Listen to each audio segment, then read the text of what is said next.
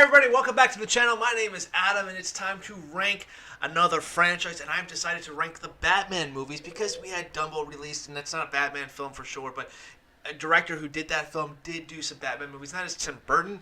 So we're going to be talking about the Batman movies. All 12 films ranked from worst to best. Now these are the films that are theatrically released films that have longer than 1 week run. So unfortunately, movies like Batman, The Killing Joke, and Harley Quinn and Batman are not released, even though they're released in theaters for that one night. They're not going to be in this ranking because these have theatrical runs that lasted more than a day. Before I get started, make sure you hit that subscribe button with your batarang, and also join the conversation in the comment section down below and let me know what you guys rank the franchise of all 12 films ranked from worst to best. I'd love to hear your guys' list down in the comments section. Kicking off the bottom of my list is number 12, and that is Batman and Robin. George Clooney takes the cowl this time around, and talk about a campy film, guys. Joel Schumacher definitely went up full 90s cheese in this film and cast greats like Arnold Schwarzenegger and Uma Thurman to some just saying crappy dialogue and some "that's time to kick some ice." There's some funness. There's some fun to be had here, but not in a good way. It's basically laughing at this film because it's a bad Batman film, but it's a great comedy, and I enjoy it for that fact. You know, I can make fun of this movie and just laugh at the stupidity of what's on screen, the bright colors, the constant changing of wardrobes and all these vehicles just to make some toys. And overall, as a Batman movie, it's just one of those ones that I don't like. If I'm thinking about Batman, I do not want to watch this. Number 11 is Batman starring Adam West. Now, this is a very different style of Batman movie, and it is actually rather funny. And I think Adam West plays a pretty decent Bruce Wayne, but in the grand scheme of things, it's something that I'm going to rewatch as much as the other films. Probably not. I have a little more nostalgia for the other films on my list, but this is a pretty entertaining, to say the least, outing. And Adam West, with all these different gadgets and these villains that he's going up against, it's an entertaining ride that feels completely different than any other Batman movie there is. So if that sounds interesting, make sure you guys check it out. Justice League, for me, is a movie that has a lot of potential, but with all the backstage drama with the comic books and Warner Brothers and changing of directors, it really hinders this film. There is some interesting things that had promise and a premise that seemed like it could go somewhere. However, it's too much studio interference and meddling that kind of really held the film back. However, knowing all this stuff before going to the theaters, I was like, this movie is going to be bad, just trying to enjoy myself, and I actually found myself enjoying the movie quite a bit. Even though I necessarily feel like the product was a disappointment, I think seeing these group of heroes fighting together alongside each other for the first time was highly entertaining, even though I would have taken the franchise in a different direction. Na na na na na na na na na na na na. Baby!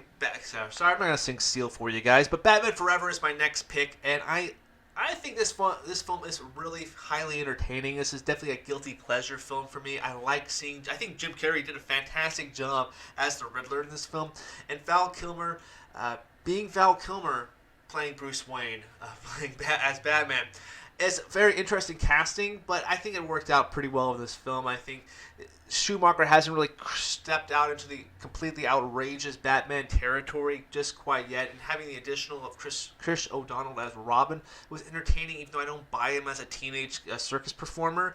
He's definitely like a 20-year-old guy playing Robin, so it's a little different than I want to see, but having Two-Face and Riddler on screen is very iconic. I've talked about this before, changing the casting of Billy Dee to Tommy Lee Jones. Still good actors, but just I would like to see Billy Dee as Harvey Dent. That would be pretty fun and entertaining. But the villains do a great job. I think this is a very entertaining, guilty pleasure type of film for me. A movie that has moved up on my list quite a bit, that is Batman vs. Superman. I thought this film wasn't too good the first time I watched it. I thought the ending wasn't too done. The editing was bad, to say the least. However, rewatching this film a while back and watching the Ultimate Cut, which is a great cut of the film, I thoroughly enjoyed it. I thought the characters were fleshed out a little more, and I enjoyed having a 3-hour film. I enjoyed having it that long, and I got sucked back into this world and just appreciated it a lot more than I did my first initial viewing. I do have issues with the movie, like Lex Luthor being kind of different. I didn't really care for Jesse Eisenberg's portrayal. in this film at all. And also thinking the coincidence of, the mom's name and how the film ended, it's very convenient. And also the trailers for this movie definitely showed way too much, having Doomsday kind of crammed in there as well, and having set up for future Justice League movies kind of seemed unnecessary, kind of trying to play catch up to another bigger superhero universe. I think Warner Brothers tried to cram a lot of stuff in here, but I think Zack Snyder did the best job that he could possibly do with this movie, and I think this actually is a pretty solid Batman movie, and I enjoyed Ben Affleck as the Batman.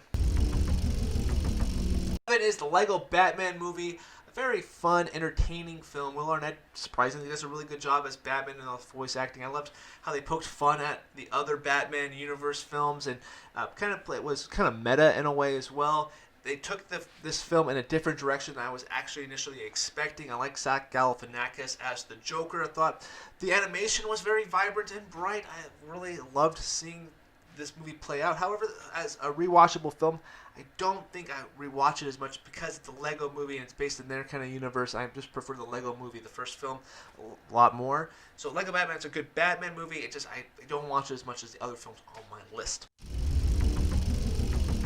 The Dark Knight Rises. Now, the conclusion to the Dark Knight trilogy is a very good film. I love seeing Tom Hardy as Bane. I really thought he was a menacing and worthy competitor or foe, if you will, to Batman. Christian Bale does another fantastic job in this role, and I really think Gary Oldman is fantastic as Commissioner Gordon. And the addition of Joseph Gordon-Levitt as, what we come to find out is Robin, or he changes his last name is Robin, is fun and entertaining, even though I kind of predicted that was going to happen before watching it. It's definitely a dark, gritty film that I wish, maybe if I'm pitching a movie and something didn't happen, I wish Heath Ledger would have appeared in this movie. However, he did tragically pass away before they even started shooting this film. I enjoy this one, but compared to the other films, in the trilogy, it definitely is a step back compared to those other two films in the Dark Knight trilogy. It's still a very, very good Batman. Batman Returns, the second outing from Tim Burton, is even darker than the '89 Batman, and I absolutely enjoyed it. I like seeing Michelle Pfeiffer and Danny DeVito as the villains of Catwoman and the Penguin. I thought they were pretty worthy foes to Batman, and I liked the darker take of this story. Yes, having penguins with like rockets on their back was pretty Tim Burton-y to do in the film. However, I thought it was very entertaining. I also really enjoyed how we dug deeper into Bruce's psyche, and I thought Michael Keaton just delivered and conveyed to me a little darker feeling about the villains he's going up against, and seeing the conflict between him and Catwoman was fantastic. And Danny DeVito, this is truly disgusting guy. When he eats those fish, just makes me want to vomit. But it's thoroughly entertaining, a very underrated Batman movie that doesn't get talked about as much as it should. Batman 1989. I think that Tim Burton did a fantastic job with this movie, even though it's a movie definitely that's geared in the 80s with the score, the campiness of it. However, I think it's all pulled off rather well. I love our actors in this film. Jack Nicholson's one of my favorite of all time. I thought he really did a great job kind of mixing Cesar Romero's campiness of the Joker and making it a little more edgy, almost going to a darker place. Not as dark as Heath Ledger did, but kind of mixing the two kind of versions and making a nice, really cool, solid Joker character. I love Jack Nicholson in this film. Michael Keaton also does a fantastic job as Bruce Wayne. I thought he did have kind of like a quirkiness. Didn't know how to interact with people too well, but also was able to kind of command a room in a sense as well. I liked the action in this one, even though it comes across as a little weird because he's in a rubber suit and has a lack of movement. But overall, this is the one film I have watched the most because I have grown up watching this. It was a childhood favorite of mine, so definitely one of my favorite Batman iterations. Batman: The Mask of the Phantasm. Now, this is an animated film that did get released in theaters, and I think this is truly the one film that a lot of people have not seen. This is definitely a follow-up from the Batman animated series, and they even created a new villain of the Phantasm. What I thought they really did well in here was give a great version of Batman. They truly understood the characters and also gave us a menacing villain that we actually could believe and maybe even get behind as well. The animation in this film is top notch and one of the best, versions of Batman animated style. A very enjoyable film that it's very rewatchable, and I like the darkness and the grittiness of it, and the animation again is top notch. Batman Begins is my second favorite Batman film, and Nolan breaking out the Batman is fantastic. Nolan is one of the best directors working today, and I think that he really gave us a fantastic origin story to the Batman. We gotta dig deeper into Bruce a little bit and seeing him not behind in like the Batsuit as much, but also him training Ra's al Ghul was fantastic. Trying to realize that he wants to kind of become this dark figure and try to clean up Gotham was awesome. My only really negative is Katie Holmes.